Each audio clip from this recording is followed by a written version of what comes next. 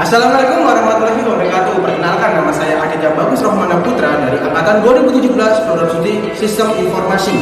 Pada kesempatan kali ini, kita akan membicarakan tentang ruang ekspresi. Kalian penasaran tentang apa itu ruang ekspresi? Ayo ikuti terus perjalanan ini ya.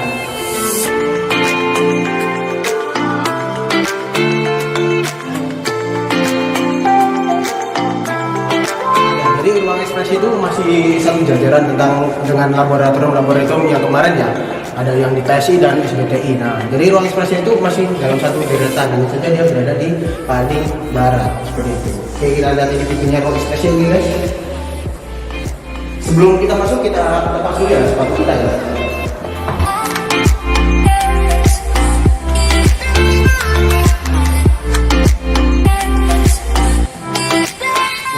Sepertinya ada mama dosen di dalam. Kita lihat dulu ya. Assalamualaikum warahmatullahi wabarakatuh. Waalaikumsalam. Kembali lagi di bincang-bincang ruang ekspresi ya. Pada kesempatan kali ini kita akan membincang-bincang tentang serba-serbi ruang ekspresi. Oke, pada kesempatan kali ini kita akan membahas tentang dasar dari ruang ekspresi ya. Untuk Bapak Farid Suryanto ini, Bapak itu dapat dikatakan sebagai pencetus awal dari ruang ekspresi ini. Apa sih Pak alasan kenapa harus diadakan atau didirikan ruang ekspresi di program studi sistem informasi ini? Gini, jadi saya terinspirasi sama filosofi ini. Kalau ada ruangan itu, kalau kita ingin menumbuhkan jamur itu nggak perlu ditanam, nggak perlu ditebar benih, cukup dilembabkan ruangannya, maka jamur itu akan tumbuh sendiri. Jadi yang pengen saya kembangkan itu sebenarnya ekosistemnya, atmosfer. Jadi kita nggak perlu mencetak anak-anak yang pinter coding, pinter development sebuah sistem. Kalau kita tumbuhkan ekosistemnya di kampus, itu nanti akan tumbuh dengan sendirinya gitu. Nah, saya pengen ruang ekspresi itu kayak seperti situasi iklim ya, atmosfer yang itu akan menumbuhkan bakat-bakat anak-anak di sistem informasi untuk tumbuh sebagaimana mestinya gitu. Jadi bisa sebagai dorongan gitu ya Pak, untuk bisa lebih tepatnya ekosistem ya. Ekosistem kan iklimnya dibuat sedemikian rupa sehingga tumbuhnya bisa optimal gitu ya. Terus situasinya diciptakan sedemikian rupa sehingga tumbuhnya bagus gitu ya. Dan dirawat dengan sebagaimana mestinya sehingga buahnya nanti juga bagus gitu. Jadi keren ya itu, kenapa awalnya bisa dibentuk ruang ekspresi. Iya, jadi kita nggak perlu ngajarin anak-anak coding dengan teknis-teknis yang rumit gitu ya. Udah kita masukkan aja di dalam sebuah proyek, masukkan aja dalam sebuah masalah, nanti mereka akan pintar sendiri gitu. Dapat dikatakan bahwa mahasiswa ini bisa berkembang itu karena ada paksaan juga gitu ya Pak. Ya dipaksa dengan kondisi ya. Nah kita di ruang ekspresi ini kita bikin kondisi biar anak-anak bisa tumbuh dengan menyelesaikan masalah itu adalah bagian dari belajar, menyelesaikan masalah itu adalah bagian dari mereka mengeksplorasi diri mereka sendiri untuk kasih solusi yang terbaik. Oke, keren untuk dasar dari dibentuknya ruang ekspresi ini ya. Lalu Pak, dari ruang ekspresi ini itu kan ada slogan atau semboyan yang identik dengan ruang ekspresi, yaitu ada imajinasi, kontribusi, dan kolaborasi. Nah itu tuh awal dari asal 3 kata itu Pak. Kenapa? Ya, imajinasi. Pertama imajinasi itu gini. Saya sering kalau di rapat-rapat dengan Pak Imam Sari itu, beliau sering ngajak kita untuk berpikir ke depan, terus melakukan imajinasi dan seterusnya. Film SpongeBob imajinasi, imajinasi gitu. Jadi anak-anak RE wajib nonton imajinasi ya SpongeBob. Jadi ya kita pengen kan Einstein juga ngomong kan, imajinasi itu lebih kontribusi untuk perubahan itu jauh lebih tinggi daripada sekedar knowledge gitu.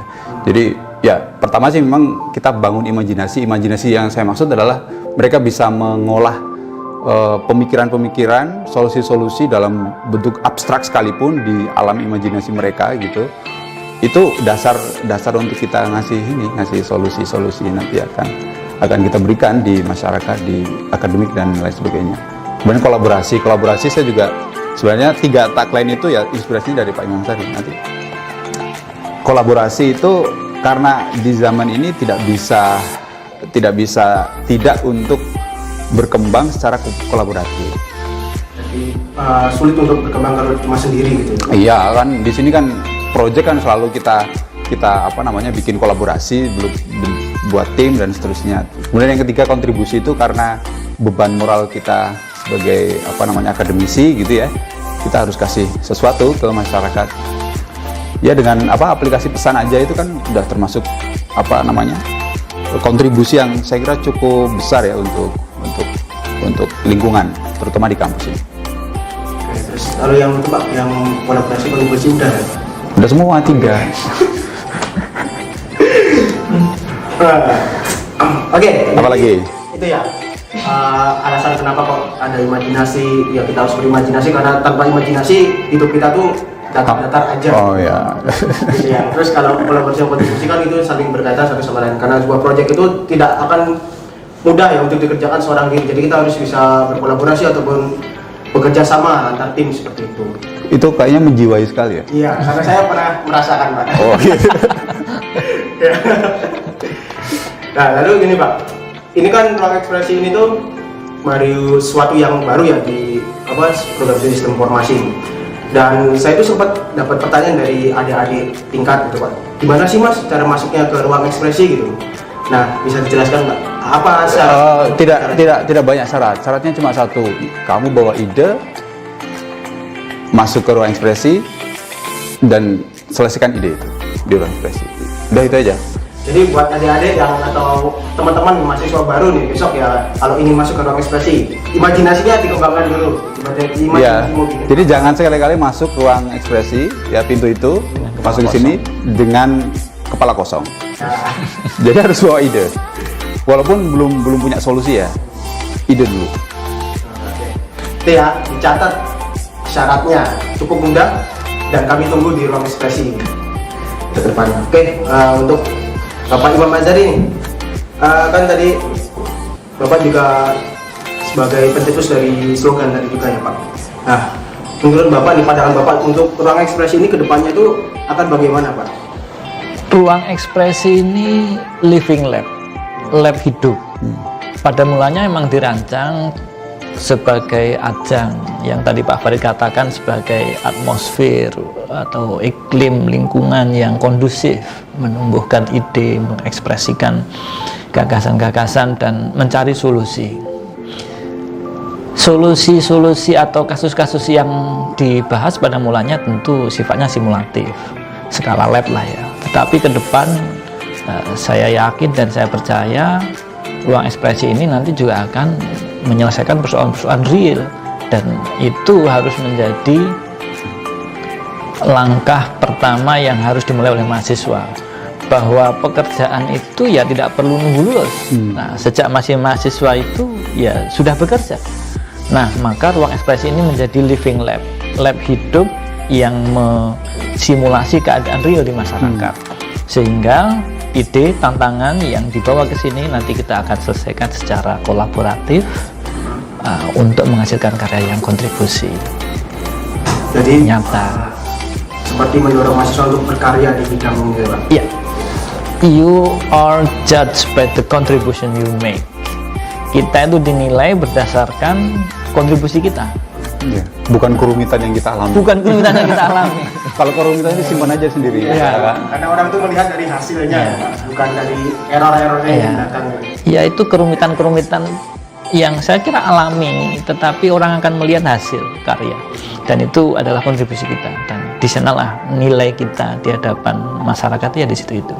Nah, mahasiswa sistem informasi kita tumbuhkan iklim, situasi, lingkungan untuk berkarya, berkontribusi di ruang ekspresi. Ya, mungkin itu ya penjelasan sedikit tentang ruang ekspresi, dan cukup menarik dari program studi sistem informasi di Universitas Ahmad Dahlan ini, mahasiswa yang kuliah di sini itu tidak hanya di bangku perkuliahan atau di laboratorium, tapi juga dipaksa diberi suatu fasilitas untuk merasakan tentang bagaimana sih kerja atau dunia kerja di bidang sistem informasi gitu. Jadi kami tunggu kedatangan buat teman-teman kalau memiliki banyak ide ataupun imajinasi yang menarik bisa masuk langsung ke ruang ekspresi. Oh, dikenalkan juga nih proyek-proyeknya kan udah banyak kita. Oke, jadi Bapak dengan Oh ya. Oke, jadi di ruang ekspresi ini tuh udah mengerjakan beberapa proyek ya, baik berbayar dan tidak berbayar ya. Yang udah jadi itu aplikasi Pesan Aja yang tadi udah dibahas, itu sebuah aplikasi yang melayani pemesanan makanan di ruang lingkup kampus. Jadi dalam skala kampus ya, yang kita biasanya memesan GoFood itu hanya bisa sampai depan lobi aja terus tanya satpam gitu. Dengan Pesan Aja ini bisa langsung ke ruangan langsung gitu. Lalu aplikasi yang kedua itu ada digital Facebook. Siapa? Developernya siapa? Alhamdulillah saya dan Mas Arfian. Ya, digital Facebook ini nanti akan digunakan di Rektorat Universitas Ahmad Dahlan. Lalu ada aplikasi untuk Museum Muhammadiyah. Ada jelajah virtual tour untuk museumnya, ada yang tempat-tempat bersejarah untuk Muhammadiyah dan segala macam itu keren sekali. Untuk virtual reality. Ya, virtual reality-nya juga ada. Jadi nggak terpaku membuat aplikasi atau membuat multimedia pun di sini bisa dikembangkan gitu ya. Dan ada banyak yang lain juga, banyak web juga ada. Dan jangan lupa nih kunjungi nih, ada web Ruang Ekspresi itu punya web, udah kunjungin aja di ruang strip ya, ruang strip ekspresi.id. Oke, jangan lupa ikuti juga Instagram dari Ruang Ekspresi yaitu ruangekspresi.wad, dan YouTube juga Ruang Ekspresi di YouTube ya. Dan di situ setiap hari hampir per minggu itu pasti ada konten yang di-up gitu. Jadi bisa menambah wawasan ataupun memberi gambaran apa sih kegiatan apa aja yang dilakukan di Ruang Ekspresi. Ya, mungkin itu yang dapat disampaikan ya sedikit tentang penjelasan Ruang Ekspresi. Saya ucapkan terima kasih buat Bapak Farid Suryatno Ya, sama-sama. Jadi sudah menemani bincang-bincang ini. Jangan lupa untuk subscribe channel ini ya guys, dan jangan lupa follow. Ruang Ekspresi punya slogan Pak. Apa sih semboyannya Ruang Ekspresi? Imajinasi, kolaborasi, kontribusi. Ya, terima kasih. Wassalamualaikum warahmatullahi wabarakatuh.